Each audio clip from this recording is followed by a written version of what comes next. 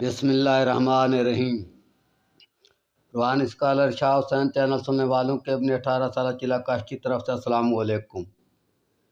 معزز سامعین کرام، آج ہم آپ کو اس ویڈیو سے قدرتی آفات زلزلے روکنے کا ایک اسلامی عمل بتائیں گے، تجربہ شدہ گارنٹی شدہ۔ تو عمل سننے سے پہلے ایک اسلامی واقعہ آپ کو سنایا جا رہا ہے، اس کو غور سے سنیں۔ نبی علیہ السلام کے دور کے فوراً بعد ایک جنگ میں کچھ مسلمان زخمی ہو گئے۔ آپ کو یہ تو اچھی طرح معلوم ہے کہ میدان جنگ کوئی 2 فٹ میں نہیں ہوتا، کئی میلوں میں ہوتا ہے۔ ان میں سے ایک مسلمان زخمی مسلمانوں کے لیے گیا اور مشکیزے میں پانی لایا۔ تو ایک زخمی مسلمان کے پاس پانی لے کر گیا جو زخموں سے چور چور تھا، حال سے بے حال تھا۔ اس کو پانی جب دیا تو اس نے اگلے زخمی کا اشارہ کیا کہ اس بھائی کو پہلے دو۔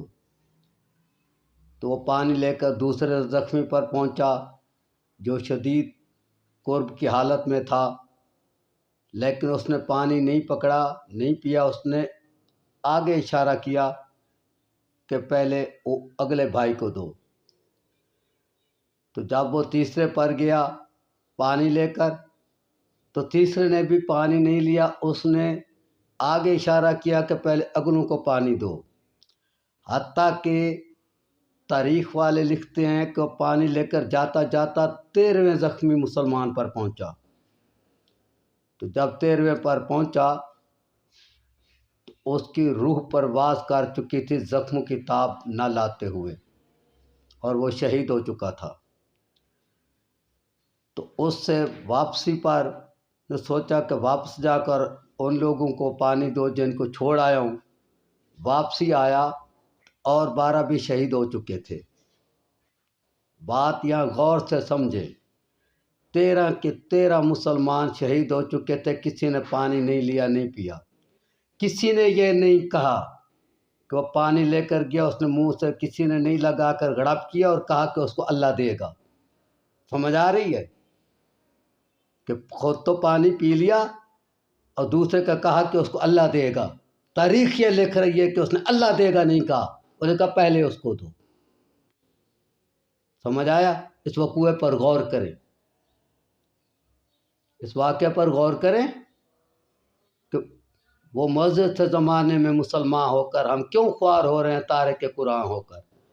آج اس دور میں جس ملک کے اندر، جس علاقے کے اندر ایسے لوگ موجود ہوں، اپنا نکاح چھڑوا دیا اور دوسرے کا نکاح کروایا ہو، خود پیاس زخموں سے چور چور ہوں اور خود پانی نہ دیو دوسرے مسلمان کو بھیجا ہو، خود بھوکے بیٹھے ہوں دوسرے کو روٹی کھلائی ہو، اگر وہاں زلزلے سے نقصان ہوا تو آ کر مجھے گرفتار کر لو، پکڑ لو۔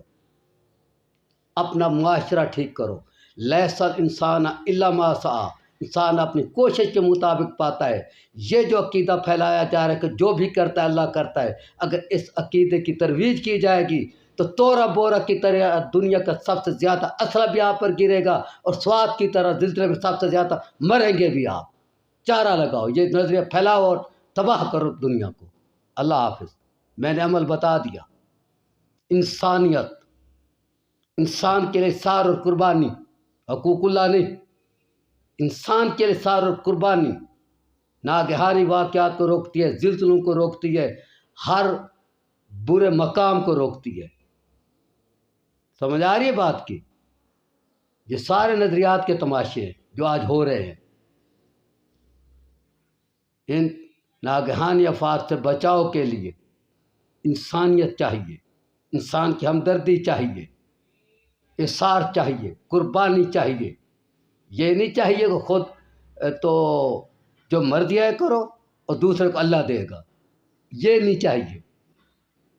یہ ٹھیک ہے، اللہ چاہے تو دے سکتا ہے، لیکن یہ دونوں حکم اللہ کے ہیں۔ ایک حکم کو صادر مت کرو عام پر،